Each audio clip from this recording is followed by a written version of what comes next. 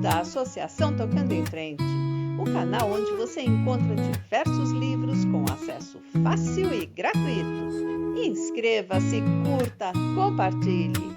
Vamos à leitura?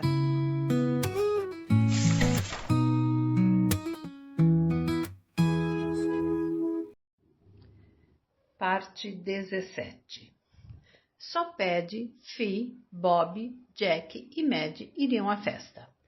Hugh e Stuart foram incumbidos de cuidar dos pequenos, para secreto alívio de ambos, pois uma vez ao menos, em sua vida, Mary Carson abrira a carteira o suficiente para deixar sair algumas notas, e todos tinham ganho roupas novas, as melhores que Dilly poderia proporcionar.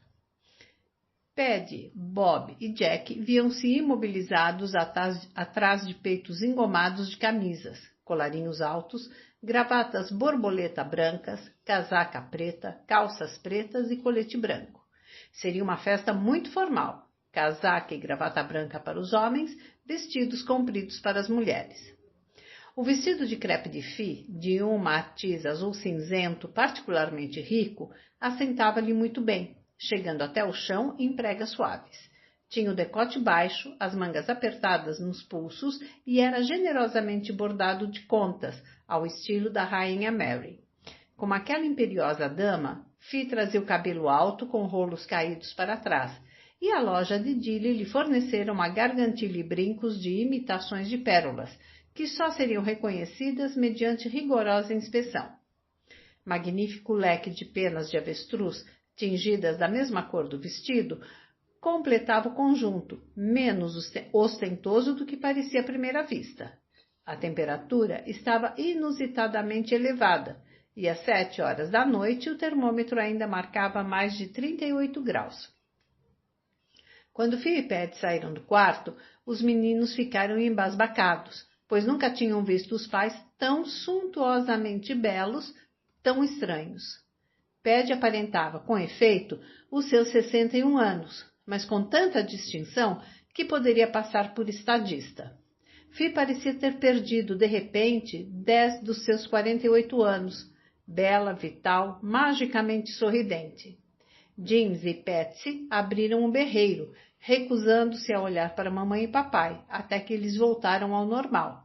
E no corre-corre para atender aos filhos, a etiqueta foi esquecida. Mamãe e papai comportaram-se como sempre o faziam, e dali a pouco os gêmeos também estavam radiantes de admiração. Mas foi para Mad que todos olharam por mais tempo.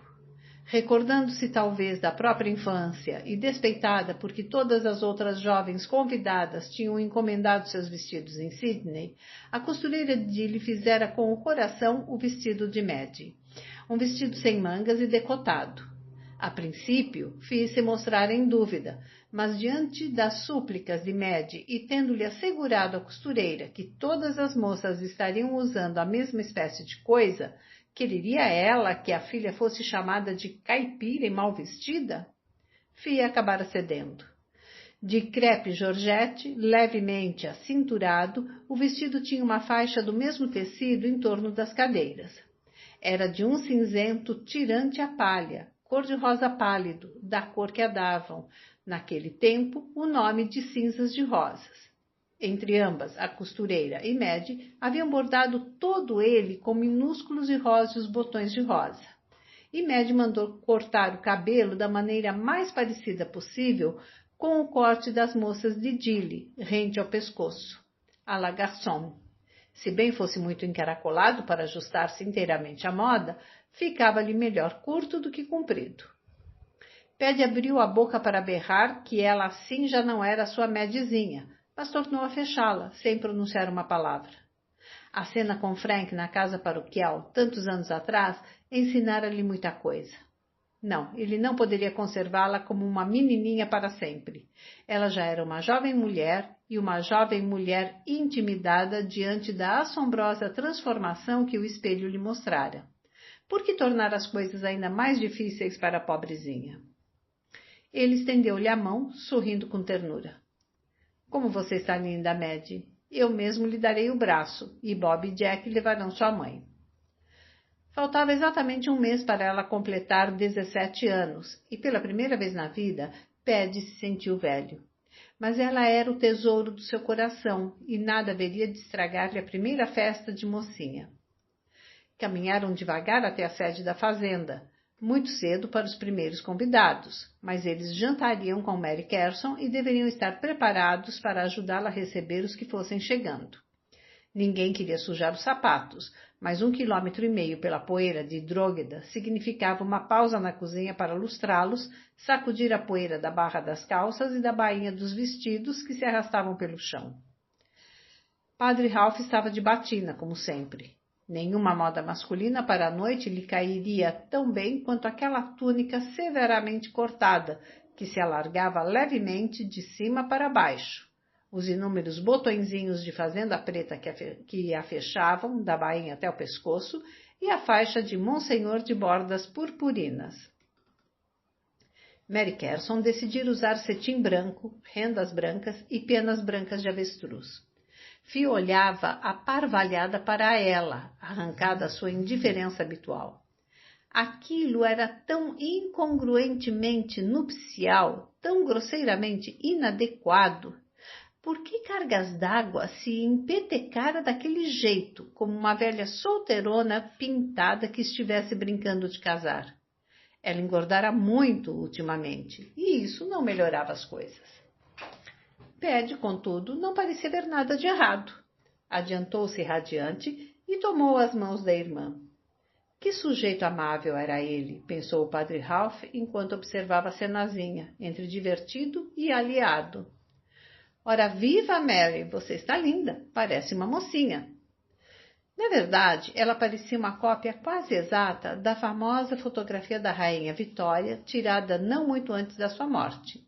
Lá estavam as 2 rugas pesadas de cada lado do nariz dominador, a boca obstinada, feita de traços indômitos, os olhos glaciais e levemente salientes, fixos sem piscar em Maddie. Os belos olhos do padre Ralph passaram da sobrinha à tia e voltaram à sobrinha. Mary Carson sorriu para Paddy e pôs a mão no braço dele. Pode me levar para jantar, Patrick. O padre de Bricassar dará o braço a Fiona e os meninos terão de arranjar-se com Maddie entre eles. Ela voltou a vista para Maddie por cima dos ombros. Vai dançar esta noite, Megan?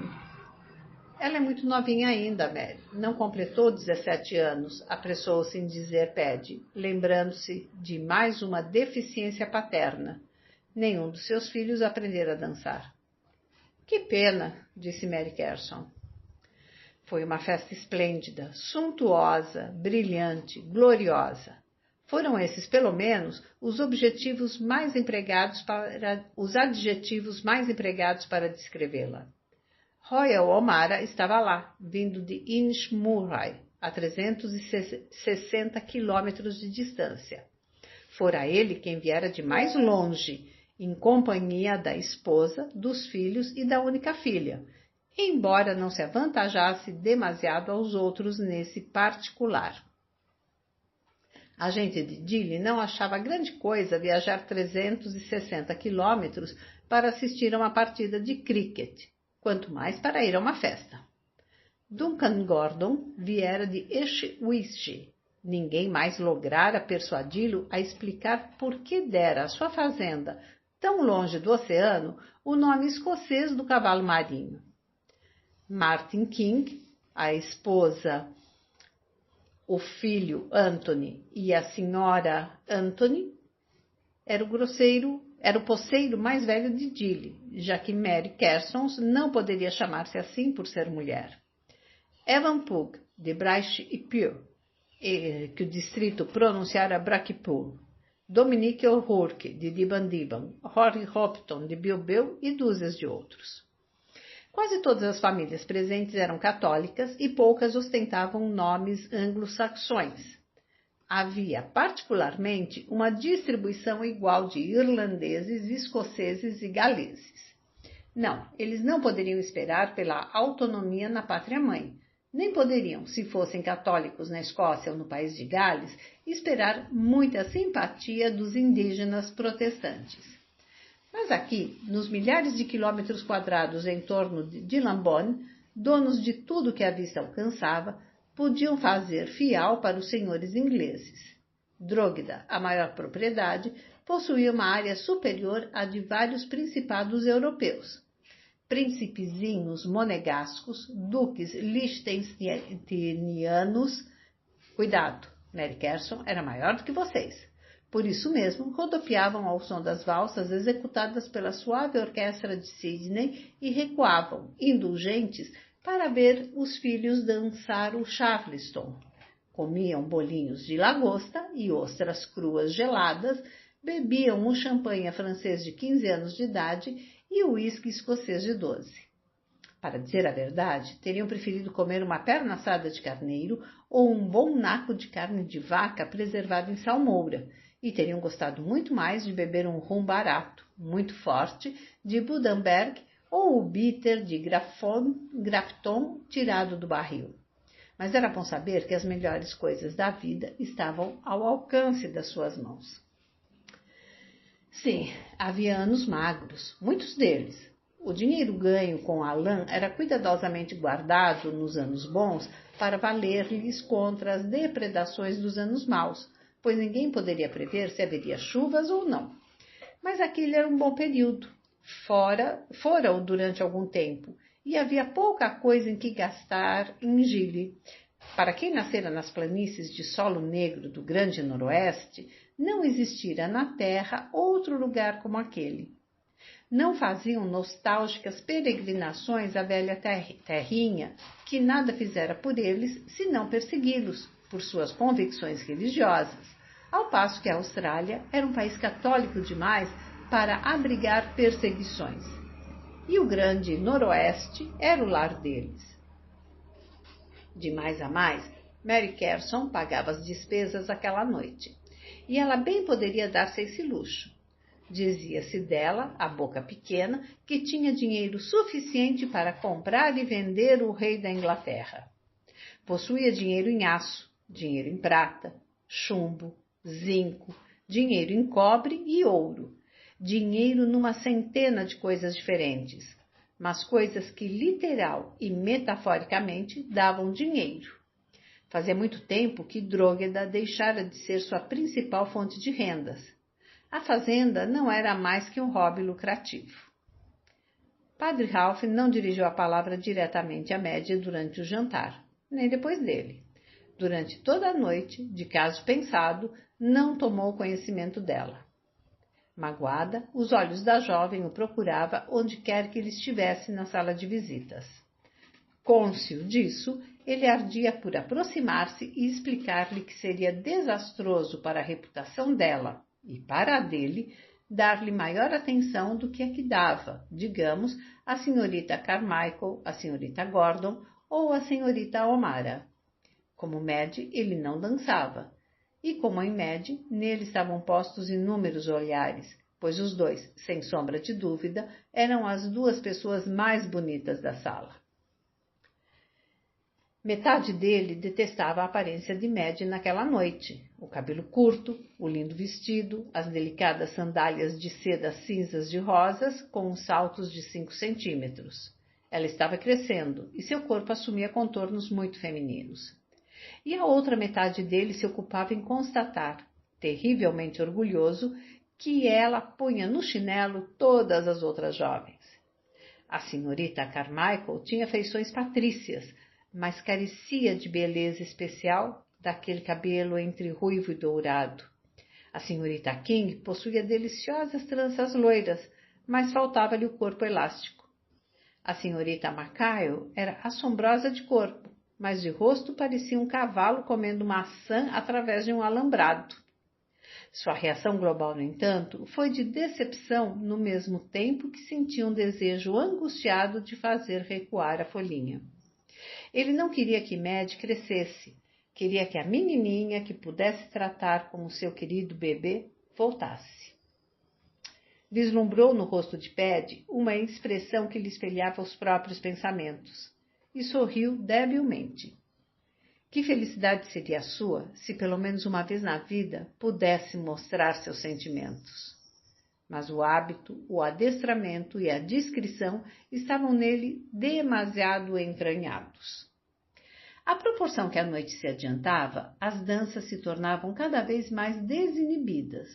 A bebida mudou do champanhe e do uísque para o rum e a cerveja, e quase todos passaram a proceder como se estivessem num baile eminentemente popular.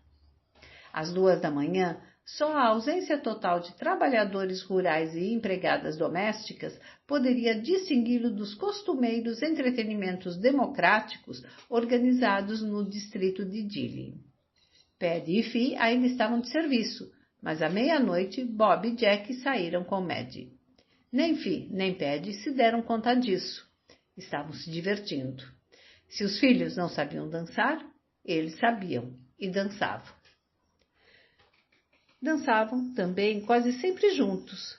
Pareceram de repente ao observador Padre Ralph muito mais afinados entre si, talvez por serem raras as ocasiões que se lhes oferecia de relaxar e apreciar a companhia um do outro. Ele não se lembrava de tê-los visto alguma vez sem que estivesse pelo menos um filho por perto, e ponderou que deveria ser duro para os pais de famílias numerosas não poderem ter um momento a sós fora do quarto, onde seria perfeitamente desculpável que tivessem em mente outras coisas que não a conversação. Paddy mostrava-se, como sempre, jovial e agradável, mas Fi, naquela noite, brilhava quase literalmente, e quando Paddy ia tirar para dançar, por simples obrigação, a esposa de um poceiro, não lhe faltavam pares ansiosos. Havia muitas mulheres bem mais jovens sentadas pela sala toda que não eram tão procuradas. Entretanto, os momentos que teve o Padre Ralph para observar o casal Clare foram limitados.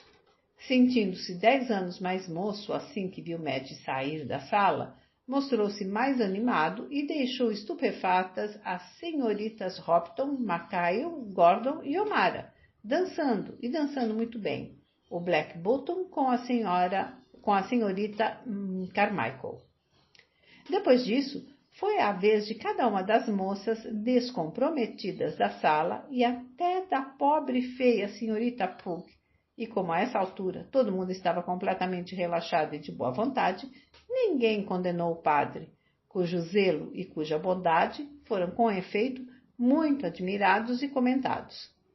Ninguém poderia dizer que sua filha não tivera a oportunidade de dançar com o padre de Bricassart.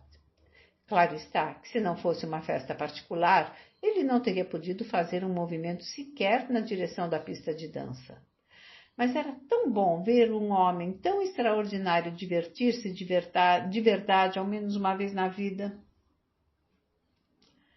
Às 3 horas da madrugada, Mary Carson pôs-se em pé e bocejou. Não parem a festa. Se eu estiver cansada, e é o que estou, posso ir para a cama, e é o que vou fazer. Mas há ainda muita comida e muita bebida. A orquestra foi contratada para tocar enquanto houver alguém com vontade de dançar, e um pouquinho de barulho só poderá me ajudar a sonhar mais depressa.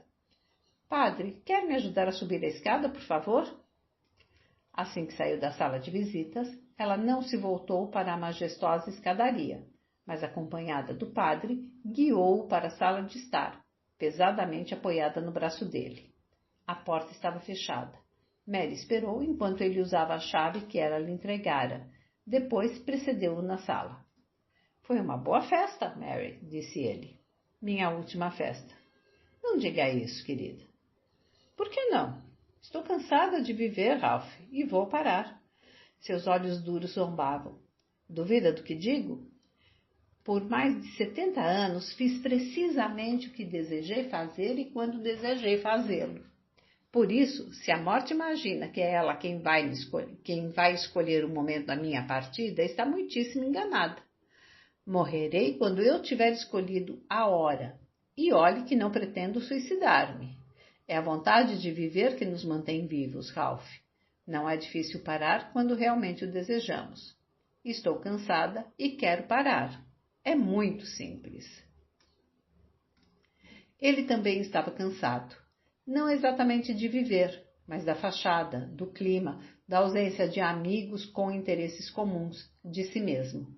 A sala estava apenas debilmente iluminada por um alto lampião de querosene, que projetava, através do envoltório de rubi, sombras vermelhas sobre o rosto de Mary Carson, cujos ossos intratáveis ele logo associou com algo mais diabólico. Doíam-lhe os pés e as costas.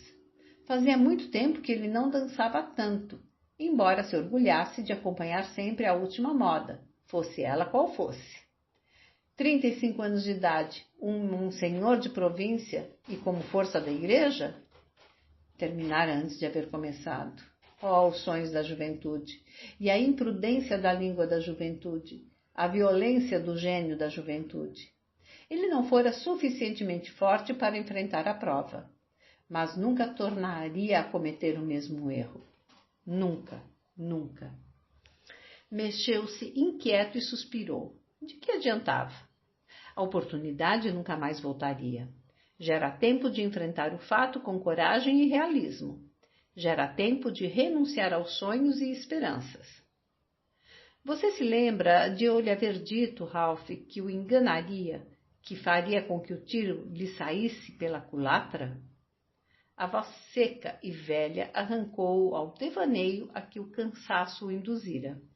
Ele olhou para Mary Carson e sorriu. Querida Mary, nunca me esqueço de nada que você disse.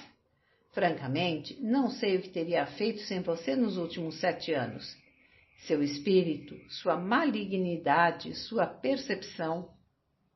Se fosse mais moça, eu o teria conseguido de um modo diferente, Ralph. Você nunca saberá o quanto desejei atirar pela janela 30 anos da minha vida. Se o diabo me tivesse procurado e se tivesse oferecido para comprar minha alma em troca da oportunidade de ser jovem outra vez, eu a teria vendido num segundo e nunca teria lamentado estupidamente a barganha, como fez o velho idiota do Fausto. Mas não há diabo. Você sabe que não consigo persuadir-me a acreditar em Deus ou no diabo. Ainda não encontrei o menor pedacinho de prova de que eles existem. Você já encontrou?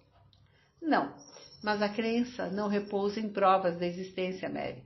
Repousa na fé. E a fé é a pedra de toque da igreja. Sem fé não há nada. Eis aí um dogma muito efêmero. Talvez. Creio que a fé nasce com o homem ou com a mulher. Reconheço que para mim é uma luta constante, mas não desistirei. Eu gostaria de destruí-lo. Os olhos azuis dele riram-se, assumindo uma coloração cinzenta. Eu sei disso, minha querida Mary. E sabe por quê? Uma ternura aterradora invadiu-o sorrateiramente, instalou-se quase dentro dele, mas o padre lutou desesperadamente contra ela. Eu sei por quê, Mary, e acredite, lamento muito. Além de sua mãe, quantas mulheres o amaram? Não sei se minha mãe me amou. De qualquer maneira, acabou por me odiar. É o que acontece à maioria das mulheres. Eu deveria ter sido batizado com o nome de Hipólito. Ah, isso é extremamente revelador. Quanto a outras mulheres, só penso em Maddie, mas ela é uma menina. Eu talvez não exagere dizendo que centenas de mulheres me desejaram. Mas será que amaram? Duvido muito. Eu amei, disse ela patética. Não, não amou.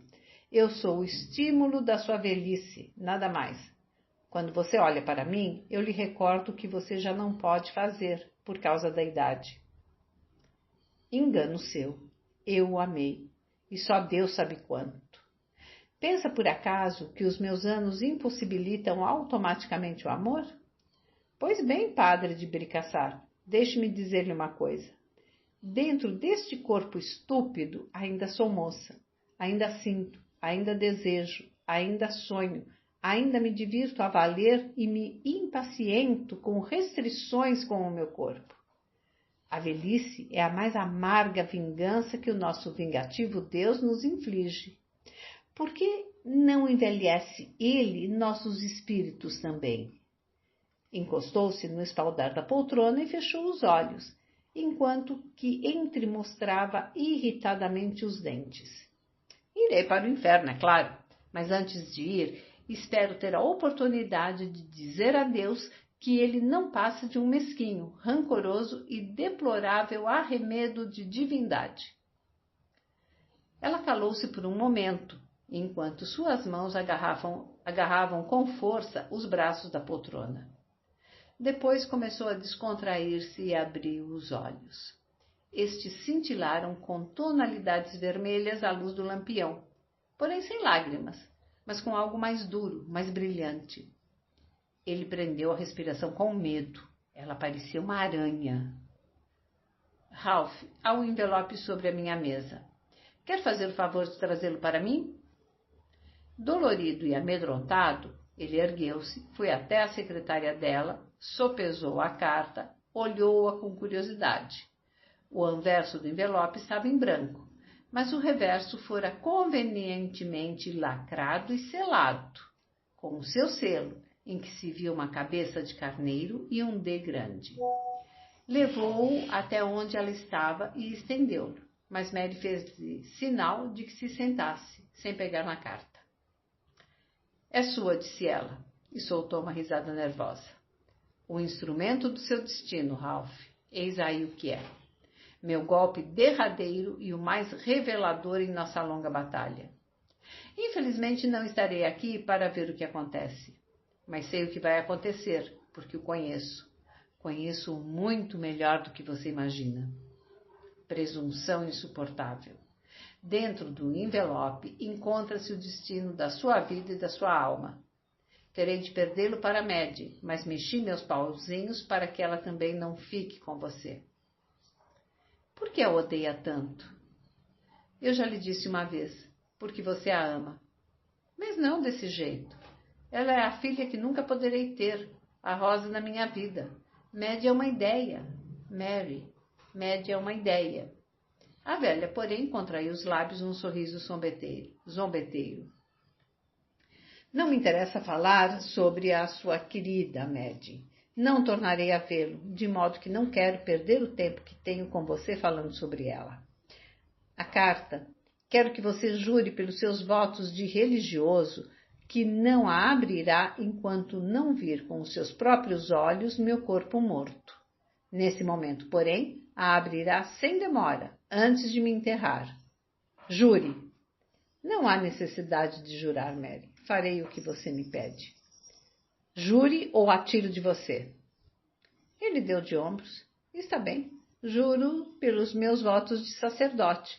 Não abrirei a carta enquanto não a vir morta, e depois a abrirei antes do seu enterro. Bom.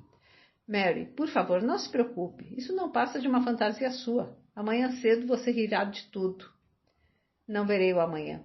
Morrerei esta noite. Não sou tão fraca que espere só para ter o prazer de revê-lo. Que anticlímax! Vou para a cama agora.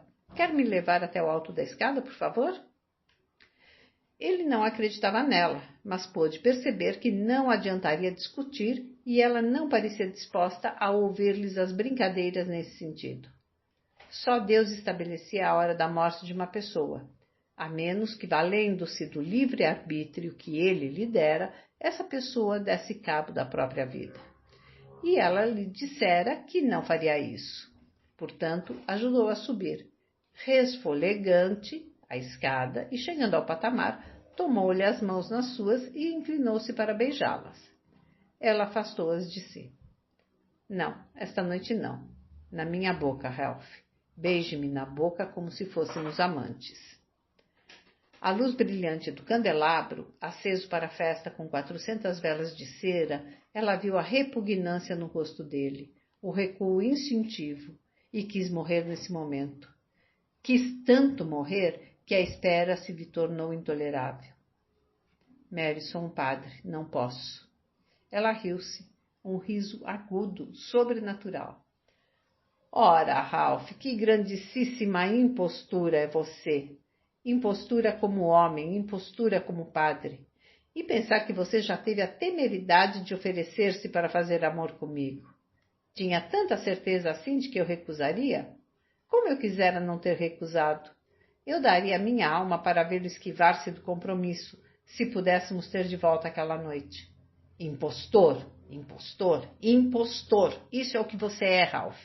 Um impostor impotente e inútil. Homem impotente e padre impotente.